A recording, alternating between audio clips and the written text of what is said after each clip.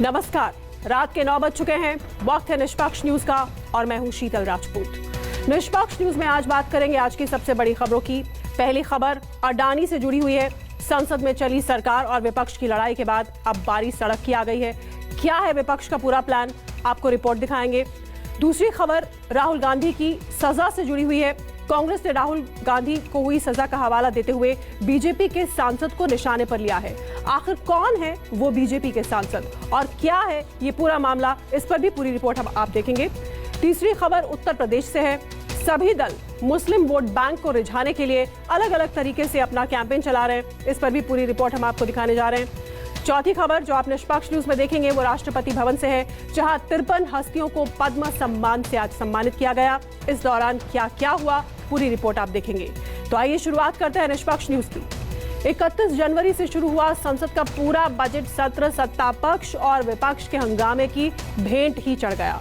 पूरे बजट सत्र में सिर्फ 45 घंटे और 55 मिनट तक ही कामकाज हो पाया। सत्र के आखिरी दिन भी विपक्षी दलों ने अडानी मुद्दे पर जेपीसी जांच की मांग को लेकर हंगामा किया, तो सत्ता पक्ष ने राहुल गांधी से माफी की मांग को लेकर नारेबाजी की। विपक्षी दलों ने संसद परिसर से विजय चौक तक अडानी मामले को लेकर मार्च निकाला और कॉन्स्टिट्यूशन क्लब में प्रेस कॉन्फ्रेंस के जरिए सरकार पर भ्रष्टाचार को संरक्षण देने का आरोप लगाया। लेकिन पीएम मोदी ने कहा कि बीजेपी भ्रष्टाचार से लड़ने के लिए हनुमान जी की तरह दृढ़ प्रतिज्ञ है। पूरी रिपोर्ट देखिए। माननीय राष्ट्रपति जी के अभिभाषण पर धन्यवाद प्रस्ताव पर 13 घंटे 44 मिनट तक चली जो इस चर्चा में पहनकर काले कपड़े कांग्रेसी सांसद वेल में खड़े, जेपीसी की जिद पर अड़े। बजट सत्र के आखिरी दिन भी संसद में कोई कामकाज नहीं हुआ, गोया सिर्फ हंगामा खड़ा करना ही मकसद हो गया। 145 सदस्यों ने भाग लिया। वित्त मंत्री ने चर्चा का उत्तर दिया। केंद्र सरकार के मंत्रालय विभागों की वित्त वर्ष 23 लोकसभा की तरह राज्यसभा में भी विपक्षी दलों ने अडानी मामले को लेकर शोर मचाया। तमाम विपक्षी दलों ने एक सुर में जेपीसी की मांग की। सभापति की अपील, शांति की दलील, सब बेमानी बनी। Honourable members, they are not interested in your point of order. They are not interested. पिछली 14 बैठकों के दौरान दोनों सदनों में विपक्ष ने अडानी हिंडनबर्ग मामले में जेपीसी जांच की मांग को लेकर हंगामा किया, तो सत्ता पक्ष ने लंदन में राहुल गांधी के बयान को लेकर शोर मचाया। विपक्ष ने कहा कि सत्ता पक्ष ने जानबूझकर सदन नहीं चलने दिया, लेकिन सदन में काले लिबास के कारण कांग्रेस सरकार के निशाने पर आ गई। आखिरी दिन को भी कांग्रेस और उनके साथियों ने बहुत गलत तरीके से डिस्टर्ब किया, हाउस को चलने नहीं दिया, काले कपड़े पहन करके संसद का फिर से अपमान किया। ये बहुत देश के लिए दुर्भाग्यपूर्ण अवस्था है। हमने कौन नहीं मानते, डिटेल आपके पास दिया है, वो खुद नहीं मानते।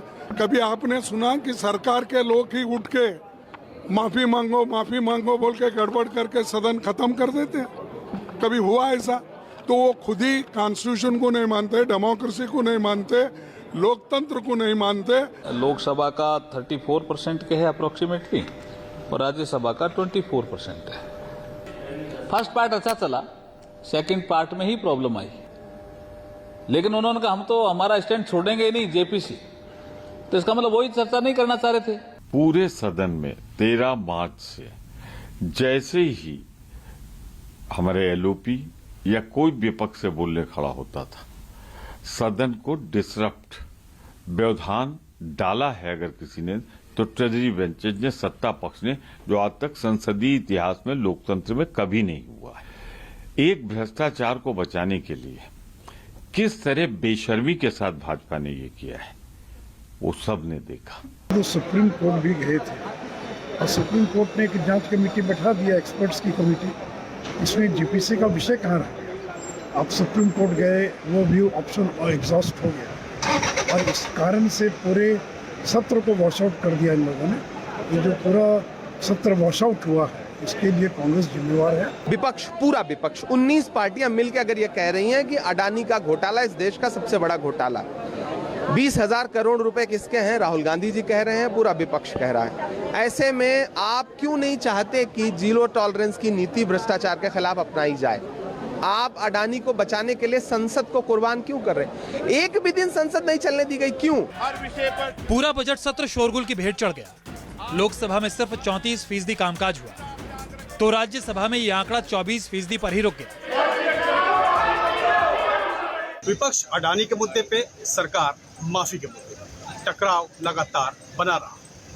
कभी संसद की छत से विरोध प्रदर्शन हुआ, कभी संसद से सड़क तक हुआ, लेकिन गतिरोध लगातार बना रहा, हंगामा लगातार होता रहा, लेकिन कामकाज नहीं हो सका जो कामकाज संसद में होने थे। लोकतंत्र की हत्या बंद करो। इधर सदन की कार्यवाही स्थगित हुई, उधर विपक्ष तिरंगा लेकर सड़क पर उतर गया। कांग्रेस की अगुवाई में तमाम विपक्षी दलों ने संसद परिसर से विजय चौक तक तिरंगा मार्च किया। सत्ता के सामने ये सवाल उछाला कि आखिर अडानी को बचाया क्यों जा रहा है, जेपीसी से बचने का बहाना क्यों ढूंढा जा रहा है।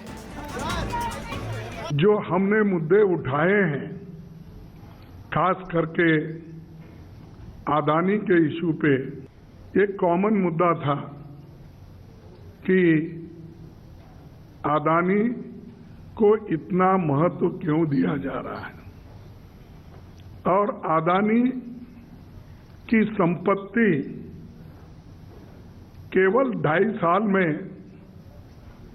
12 लाख करोड़ कैसी बनी। सरकार का पैसा और पब्लिक सेक्टर की संपत्ति उन्होंने खरीदा, यानी पैसा भी सरकार का और संपत्ति भी सरकार की। देश को अपमानित करेंगे और वो जानबूझ करके उनको सदन नहीं चलने देना था। अगर सदन चलना होता तो चर्चा होती न, तो वो मोदी जी के विकास की चर्चा नहीं हो, और इसीलिए वो धक्का मुक्की संसद को ग्रैब करना, यही हुआ। पूरा सत्र में लोकतंत्र की किस प्रकार की बलि भाजपा ने चढ़ाई है, सिर्फ अडानी को बचाने के लिए। बेनामी पैसे में कोई जांच न हो, इसीलिए आज हमारे सदस्य राहुल जी का सदस्यता रद्द कर दी है। मांगों को सुना नहीं जा रहा है। विरोधी दल पे आरोप तो लगाते हैं, लेकिन विरोधी दल कांग्रेस का तो छोड़ दीजिए, एक क्षेत्रीय विरोधी दल को भी अपनी बात रखने का अवसर नहीं मिला। तो लोकतंत्र आज खतरे में है, लोकतंत्र पे आक्रमण कर रहे हैं। विपक्ष का इल्जाम है कि सरकार ने अडानी मामले को दबाने की खातिर संसद नहीं चलने दी, भ्रष्टाचारियों को बचाने की खातिर जानबूझकर हंगामा किया। लेकिन पीएम मोदी ने दावा किया कि केंद्र सरकार भ्रष्टाचार के खिलाफ कार्रवाई को लेकर गंभीर है और बीजेपी के संकल्प की प्रेरणा के स्रोत भगवान हनुमान है। जब भ्रष्टाचार की बात आती है, परिवारवाद की बात आती है, कानून व्यवस्था की बात आती है, तो भाजपा उतनी ही संकल्पबद्ध हो जाती है मां भारती को इन बुराइयों से मुक्ति दिलाने के लिए। भ्रष्टाचार के खिलाफ पीएम मोदी का यह संकल्प विपक्षी दलों को खोखला नजर आया। कांग्रेसियों ने पूछ ही डाला कि अगर भ्रष्टाचार पर सरकार गंभीर है तो फिर अडानी पर जेपीसी से भाग क्यों रही है। 70 साल में तमाम सरकारों ने बहुत काम किया, सबसे ज्यादा काम तो कांग्रेस सरकार ने किया। आज इस देश का अगर वैभव देखो, आज देश का सब कुछ देखो, चाहे आर्थिक सुधार हो, चाहे देश की तरक्की हो, चाहे 9% जीडीपी जो पहुंची थी, है ना, विकास की दर, चाहे इस देश के कल कारखाने हैं, बड़े बड़े प्लांट, ये सब तो कांग्रेस सरकारों में बने। क्या 9 साल में इसे भारत बन गया? इसके पहले भारत था ही ना। अडानी पे चुप्पी, चादर डाल करके घी पी रहे हैं। अरे जुबान खोलिए ना, जो ज्वलंत समस्या है उस पर जुबान पे ताला क्यों साहब? 370 तो 4 बरस पूर्व का मामला है, 2019 में हुआ, अतीत जीवी हो गए। अतीत से बाहर निकलिए, वर्तमान की चुनौतियों को देखिए।